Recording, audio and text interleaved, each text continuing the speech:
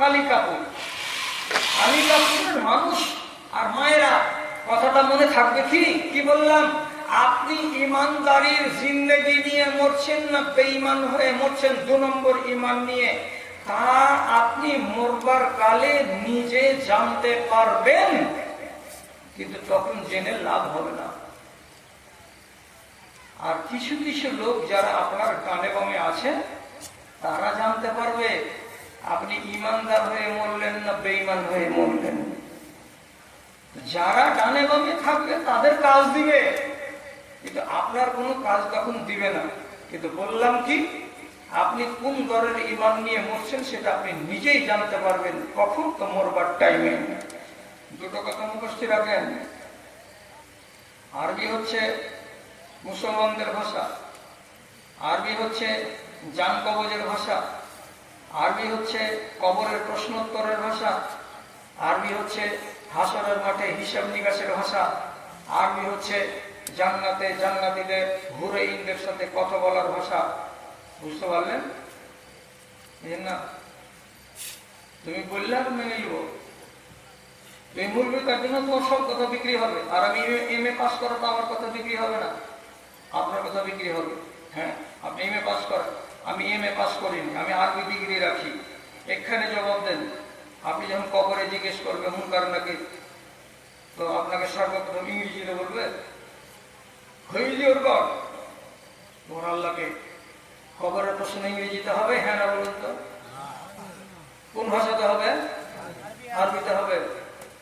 আরবিতে হবে কবরের প্রশ্ন। কয়টা? 3টা। তাহলে আপনি তো জানতে পারছেন মুসলমান, বিশ্বাস আছে যে কবরে জিজ্ঞাসাবাদ হবে। আরবিতে যে জিজ্ঞেস করছে, আপনি আমার সাথে গাজরি করছেন কেন? আমি যে কথাটা বলেছি যে জান্নাতি মহিলারা নিজের স্বামীদের সাথে কথা বলবে, তো কোন ভাষাতে? আরবিতে। আপনি বলছেন আরবিতে কেন বলবে? কেন আরবিতে টেস্ট নাই, খালি বাংলাতে টেস্ট আছে? পৃথিবীতে যদি কোনো ন্যাংটা ভাষা থাকে তো বাংলা। রাগ করিয়েন না আপনারা, আমি বাঙালি, রাগ করিয়েন না। বাংলা ভাষাতে কোনো স্বাদই নেই। স্বাদ যদি থাকে তবুও তুলনামূলক আছে উর্দু ভাষাতে, মিঠা আছে উর্দু ভাষাতে। বাংলাতে তো কোনো টেস্টই নাই, সালা কোন আইনটা ভাষা, আড়াং বাড়াং আড়াং বাড়াং। অতদের কথা যাবো না, বেকার মাস্টারদের সাথে ঝগড়া না হয়। আমি যেটা কথা বলছি, কবরে যাওয়ার আগে জান কবজ করার ভাষাকে আরবি। বিশ্বাস করেন হাজি, আমি কি আরবি বুঝতে পারবো? আপনিও পারবেন, আপনার বাবাও পারবে, আপনার 14 গোষ্ঠীও পারবে। দুনিয়ার মানুষ মরবার টাইমে 2টা জিনিসকে স্মরণ রাখে ভাই। আমি একটা মৌলবি বলে যাচ্ছি, আমার বাড়ি মাওলায়। কি বলছি? মরবার কালে আরবি বুঝতে পারবেন, 1। 2 নম্বর কথা, মরবার কালে মালাকুল মউত অর্থাৎ ফেরেশতা যে জান কবজ করবে ওকে আপনি দেখতে পাবেন। কে ভিতর ভিতর খুব আপনার কেমন কেমন করছে যে ফেরেশতাকে কখনো দেখা যায়? দেখা যাবে কখন? মরবার টাইম হবে তখন। 2টা কথা বলেছি। মরবার কালে আপনি আরবি ভাষা বুঝতে পারবেন, আর মালাকুল মউতকে দিয়ে নিজের 2 চোখ দিয়ে আপনি দেখতে পাবেন।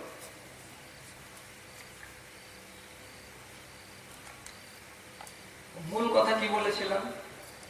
ইমানদার হয়ে মরলেন না বেঈমান হয়ে মরলেন আপনি নিজে বুঝতে পারবেন কখন? তো মরবার টাইমে।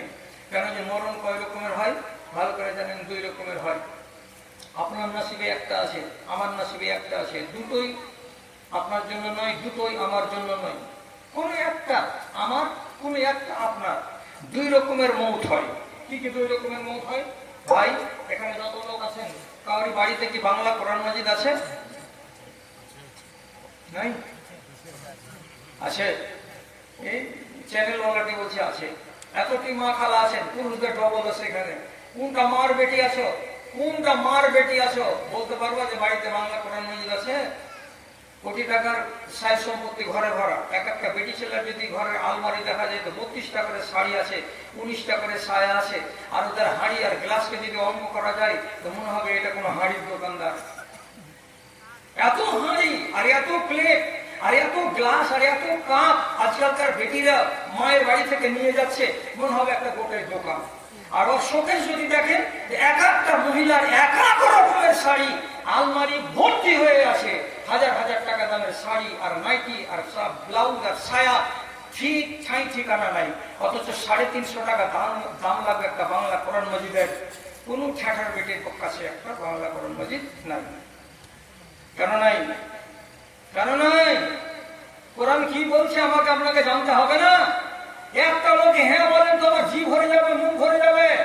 1200 টাকা দিয়ে প্রেসার কুকার কিনে নেন, প্রেসার কুকারের ভেতরে 4 পাতার একটা বই থাকে না? থাকে না? হ্যাঁ না বলুন তো কেউ?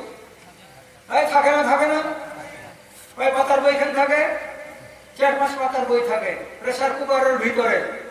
এরা প্রেসার কুকার বুঝে না। আরে তো আপনার পালসার গাড়ি যে কিনবেন, তো পালসার গাড়ির কোম্পানি আপনাকে এখানে এতটুকুনি মোটা বই দেয়? কি লেখা থাকে বইগুলোতে? গাড়ি চালার নিয়ম লেখা থাকে। প্রেসার কুকারটা খুলবে কেমন করে তার নিয়ম লেখা থাকে। ভাল্বটা কেমন করে বসাবে তার নিয়ম লেখা থাকে। তারপরে চারিদিকে রবারটা যাচ্ছে খুলতে হবে পরিষ্কার করার কালে কি করে তা করতে হবে। আর যদি এই ঢংটা না থাকে, আপনার বেটি যদি জীবনে কোনোদিন প্রেসার কুকার দেখে না থাকে, আর শ্বশুর বাড়ি গিয়ে যদি বলে বউকে ডালটা রান্না করো, তো ডালটাকে চাপিয়ে দিব আর শাশুড়ি দেওয়ার পরে বলবে 3 সিটি দেওয়ার পরে নামিয়ে নিবা। তো 3 সিটি নামার পরে যে বউটা নামাইতে যাবে, তো নামাইতে গেলে গ্যাস পড়েনি তার আগে তো ঠোকরাতে শুরু করবে। করবে না? পুড়ে মরবে না? মরবে। তাহলে ওকে শিখতে হবে না যে গ্যাস পড়া পর্যন্ত আমাকে থামতে হবে। যে বাপের কালামে কোনোদিন প্রেসার কুকার খুলে নিবে, বেড ছেলেকে দেন, ঢাকনাটাকে খুলে দেওয়ার পরে হাঁড়ি থেকে বের করতে পারবে না।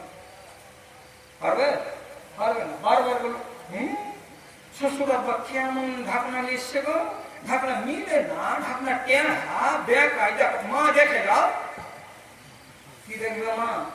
ঢাকনা ঠিকই আছে, তোকে তোর বাপ লু দিয়ে পাঠাইনি যে প্রেসার কুকারের ঢাকনা কেমন হয়। তো বইটা কেন? ওই জ্ঞানগুলো দেওয়ার জন্য। তো কোরআন মাজিদ কেন দেওয়া হয়েছে? আপনি এই 60 বছরের জীবন কিভাবে কাটাবেন তাই দেওয়া আছে। আর আপনি একবারও পড়বেন না, তো কি করে হবে আপনার ভেতরে ইমান তাজা? এই সে কোরআন দুনিয়ার চোখে জেলে সেখানে আলো। হতভাগা তুমি কোরআনের নীতি তোমাকে লাগে না ভালো।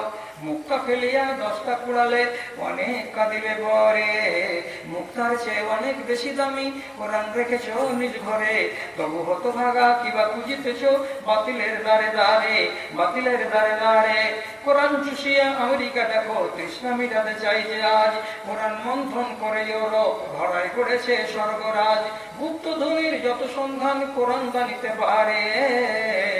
মুক্তার চেয়ে অনেক বেশি দামি কোরআন রেখেছ নিজ ঘরে। তবু হতভাগা কিবা খুঁজিতেছ বাতিলের দ্বারে দ্বারে, বাতিলের দ্বারে দ্বারে। কেন বললাম প্রসঙ্গটা? আম্মা পাড়াতে একটা সূরা আছে, সূরাটার নাম সূরা নাজিআত। কি বললাম সূরাটার নাম দাদা? নাজিআত। সূরা নাজিআতের 1 নম্বর আয়াত আর 2 নম্বর আয়াতে মরণ কেমন করে হয় তা লেখা আছে। 1 নম্বর 2 নম্বর কেমন করে মরণ হয় আমি বলে দিচ্ছি এবার। আল্লাহ তাআলা বলছেন ওয়ান্নাজিআতে গারকা ওয়ান্নাশিতাতে নাশতা। 2 রকমের মরণ। পয়লা নম্বরটা কি? আল্লাহ কোরআন বলছেন তোমার জীবনটা যখন ও অনায়াসে দেহ থেকে বেরিয়ে মালাকুল মউতের হাতে না ধরা দিবে, তখন মালাকুল মউত তোমার দেহের ভিতরে ঢুকে যাবে, রক্তে ঢুকে যাবে, রন্ধ্রে ঢুকে যাবে, হাড়ের মধ্যে ঢুকে যাবে। আর ঢুকে যাওয়ার পরে চিপতে চিপতে চিপতে চিপতে নিংড়াতে নিংড়াতে নিংড়াতে নিংড়াতে তোমার রুহটাকে দেহের ভিতর থেকে টেনে বার করবে। যেমন কুসুরকে মেশিনে দিতে গেলে একদিক দিয়ে রস বেরিয়ে যায় আর একদিক দিয়ে ছোবড়া বেরিয়ে যায়, তেমনি তোমার দেহখানাকে ছোবড়ার মতো করে দেবে আর দিয়ে তোমার দেহের ভিতর থেকে চুষে নিংড়ে টেনে বার করবে রুহটাকে। কে? তো আল্লাহ ফেরেশতা।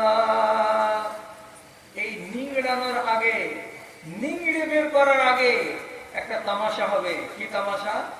খাটের কাছে এসে একটু দূরে মন করেন না মালাকুল মউত আসবে, একটা কাফন হাতে করে, কাফনটা অত্যন্ত বিকট দুর্গন্ধযুক্ত, আর ওইখান থেকে আওয়াজ দিবে বিছানায় শুয়ে থাকা মানুষটাকে। ভাষাটা কি বলবে ভালো করে শুনেন, কান দিয়ে শুনেন, খেয়াল করে শুনেন। কি বলে ডাকছে দেখেন, ইয়া আইয়াতুহান নাফসুল খাবিসা উখরুজি ইলা গাযাবিল্লাহ, হে খবিস জান, হে হারামি জান, বেরিয়ে আয় আল্লাহর আযাবের দিকে, গজবের দিকে বেরিয়ে আয়। যেমনি বলবে খবিস জান, বেরিয়ে আয় আল্লাহর গজবের দিকে, তখন রূহ পালাতে শুরু করবে, লুকাতে শুরু করবে। কোরআনে আল্লাহ রাব্বুল আলামিন বলেছেন, তখন এদিক ওদিক যখন লুকাতে শুরু করবে, আল্লাহর ফেরেশতা কড়া কড়া ছড়ির বাড়ি পাছাই দেবে, আর পাছাই মেরে সোজা করে দিয়ে তারপরেও যখন রূহ হাতে ধরা দেবে না, তখন তার রক্তে ডুব দেবে, তার হাড়ের মজ্জাতে ডুব দেবে। আর দেওয়ার পরে একে একে একে একে টেনে টেনে টেনে টেনে নিংড়ে দুধে মুছে তার রূহটাকে টেনে বার করবে। যখন এই টেনে বার করবে, তখন দেখা যাবে বহু মানুষের মুখ বিগড়ে যায়, বহু মানুষের শব্দ বিগড়ে যায়, বহু মানুষের চোখ লাল লাল হয়ে যায়, বহু মানুষ মরবার কালে নিজের মুখটাকে হা করে দেয়। নানান রকম বিকৃতি মানুষের ভেতরে দেখতে পাওয়া যায়। কিভাবে ডাকলো আপনি তো জানতে পারলেন, আমি কি জানতে পারলাম? আমরা পাশে বসেছিলাম, আমরা কি জানতে পারলাম? পারলাম না। মরবার আগে আপনি জানতে পারবেন আমি ইমানদার মরলাম না আমি বেঈমান হয়ে মরলাম, তখন কোনো কাজ দেবে না। আবার আরেকগুলো লোক আছে, ওই লোকটাকে এসে আল্লাহর ফেরেশতারা সম্মানের সাথে ডেকে বলবে, ভাষাটার দিকে তাকান, কি বলবে আল্লাহর ফেরেশতা? ইয়া আইয়াতুহান নাফসুল মুতমাইন্না উখরুজি ইলা রিজওয়ানিল্লাহ, হে পবিত্র আত্মা, হে পবিত্র দেহের ভেতরে থাকা জান, আমি তোমাকে আল্লাহর রেজা মন্দির দিকে ডেকে নিয়ে যেতে এসেছি। আল্লাহ তোমাকে ডেকেছেন, আল্লাহ যেদিকে খুশি হবেন সেদিকে তোমাকে যেতে হবে। অতএব তুমি চলো আমার সাথে। আল্লাহর রেজা মন্দির কথাটা যখন এই মুমিন মুসলমান শুনতে পাবে, তখন তার দেহের ভেতর থেকে রূহটা কেমন হয়ে বেরিয়ে আসবে।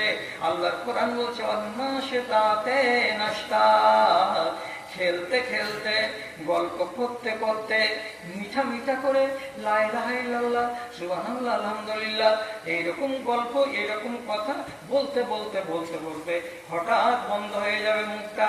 তার মানে কি, খেলতে খেলতে বেরিয়ে গেল। যেমন খেলতে খেলতে বেরিয়ে যায়, একটা 6 মাসের বাচ্চাকে তার মা যদি দুধে মুখ লাগাতে দেয়, তো বাচ্চাটা 15 মিনিট যদি তার মার স্তনে মুখ লাগিয়ে চুষতে পায়, তো 15 মিনিটের মাথায় বাচ্চাটা 50 মিলিগ্রাম দুধ তার মায়ের থান থেকে চুষে নিজের পেটে করে নিতে পারে।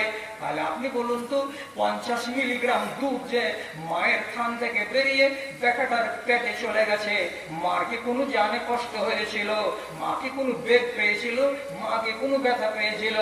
দুধটা থান থেকে বেরিয়ে গেল, তো মা যেমন ঘুণাক্ষরেও জানতে পারলো না, তেমনি আপনার দেহটা আপনার শরীর থেকে বেরিয়ে যাবে, আপনি ঘুণাক্ষরেও জানতে পারবেন না। দুরকমের মত। মরবার কালে আপনার নসিবে কোনটা আছে আপনি তো জানতে পারবেন। তাহলে ইমানদার হয়ে মরলাম না বেঈমান হয়ে মরলাম, তো তখন জেনে কি করবেন? আগে জেনে নেন না। কাকে ডাকবে? এই বেঈমান, রূহ বেরিয়ে আয়। তো বেঈমান যারা, তো তাকেই না ডাকবে, এই বেঈমান, রূহ বেরিয়ে আয়। যারা ইমানদার তারা কি বলবে? এই বেঈমান, তুই বেরিয়ে আয়। তো কারা বেঈমান নয় আর কারা বেঈমান? আর কারণ হলো একটাই, যতটি আদেশ আঁকড়ে ধরো, যতটি নিষেধ বর্জন করো, তোমার নাম হলো ইমানদার। তোমার কাছে ফেরেশতা এসে সম্মানের ভাষা বলবে। আর আপনি কি জীবনে কোনোদিন দেখেছেন যে মরা মানুষের ঠোঁটে মুচকি হাসি দেখা যাচ্ছে? এরকম কোন লাশ অনেক আমরা জীবনে দেখেছি যে মরার পরে মানুষটাকে কাফন পরিয়ে দেওয়া হয়েছে, তবুও মনে মনে দেখা লাগছে কি যে মানুষটা যেন মুচকি হাসি হাসছে। কেন মুচকি হাসি লাগে দেখে? অথচ তো মুচকি তো হাসতো না লোকটা। মরার পর যদি চেহারাটাতে, তার ঠোঁটে যদি দেখা যায় মুচকি হাসি, এটা ভালো লক্ষণ। কিসের ভালো লক্ষণ? যখন ফেরেশতা ওকে বলে, মন্দ বলছি একটা, এদিকে তাকান, মানুষটা জীবনে এইরকম ছিল না, কিন্তু মরবার কালে দেখা যাচ্ছে তার মুখটা হা হয়ে আছে। দেখেছেন? হয় কোন লোকের হয় মুখটা এরকম জড় হয়ে যায়, মুখটা কি হয়ে যায়? খুলে হা হয়ে আছে। যদি মানুষের মুখটা হা হয়ে যায়, তাহলে জানতে হবে মানুষটার মরণ ভালো লক্ষণ বহন করে না। মানুষটা মরবার কালে যদি বেশি ছটফট করে, একবার এদিক হয়, একবার ওইদিক হয়, একবার উঠবার ইচ্ছা করে, একবার শুবার ইচ্ছা করে, একবার এদিকে তাকায়, একবার ওইদিকে তাকায়, বারবার বারবার যদি বিচলিত ভাব দেখায়, আর যদি ভয় ভয় ভয় ভয় করে, বারবার যদি তাকে কিছু দেখে ভয় লাগে, তাহলে জানতে হবে মরণটা ভালো লক্ষণ নয়। 2, 3 নম্বর, লোকটা হঠাৎ করে মরে গেল। এমন হঠাৎ মরলো, ধরুন যে তার উপর থেকে একটা বড় বোল্ডার পড়ে গেল মাথার উপরে, আর যেমনি পড়লো সঙ্গে সঙ্গে তার জানটা বেরিয়ে গেল। একবার মুখ দিয়ে একটা জিকির বা লা ইলাহা ইল্লাল্লাহ বলার সুযোগ পেল না। একে বলা হয় হঠাৎ মরণ। এই জন্য নবীজি বলছেন তোমরা সব সময় দোয়া করবে মরণটা যেন হঠাৎ না হয়, কারণ হঠাৎ মরণ হতে গেলে মুখে কলেমা আসবে না। তাই তুমি মরবার কালে যেন কমসে কম 15টা মিনিট সময় পাও, যাতে করে তোমার কাছে অন্তত একটা লোক তোমার কানের কাছে সে বলবে আস্তে আস্তে করে লা ইলাহা ইল্লাল্লাহ, লা ইলাহা ইল্লাল্লাহ, লা ইলাহা ইল্লাল্লাহ। কথাগুলো কেউ বলবে, শুনে শুনে যদি মরবার কালে একবার তোমার মুখ দিয়ে লা ইলাহা ইল্লাল্লাহ বাড়াই, তাহলে এটা হলো মঙ্গলের মরণ। আর যদি হঠাৎ মরণ হয়, তাহলে তোমার মুখ দিয়ে কলেমা জারি হবে না। এই জন্য রাসূল দোয়া করে বলেছেন, ওরে উম্মতিরা, আমিও দোয়া করি তোমরাও দোয়া করো, আল্লাহ তুমি হঠাৎ মরণ আমাকে দিও না। কোনো মানুষ যদি হঠাৎ পড়ে যায়, অ্যাক্সিডেন্ট হয়ে বা দেওয়াল চাপা পড়ে গিয়ে বা আর কোনো রকম হয়ে, তাহলে জানতে হবে এই মানুষটার মরণ ভালো নয়। একটা মানুষ হারাম জিনিসের উপরে কায়েম থাকতে থাকতে তওবা করার আগেই মরে গেল। যেমন মদ খেত, মদ খেতে খেতে খেতে খেতে তওবা করেনি, তওবা করার সময় পায়নি, ওই হালাতে মরে গেল। তাহলে জানতে হবে মানুষটার মরণ ভালো হয় নাই। এগুলো হলো মন্দ লক্ষণ। এই মন্দ লক্ষণ নিয়ে যদি কোনো মানুষ মরে, তাহলে সে নিজেই বলবে আমি ইমানদারের জিন্দেগি নিয়ে বললাম না আমি বেঈমানের জিন্দেগি নিয়ে বললাম। আর আগেকার যে কটা লক্ষণ বললাম, এই লক্ষণগুলো যদি থাকে আর আপনি দেখতে পান, তাহলে আপনি নিজেই বলবেন যে হ্যাঁ আমি ইমানদারের মরণ মরলাম না আমি বেঈমানের মরণ মরলাম।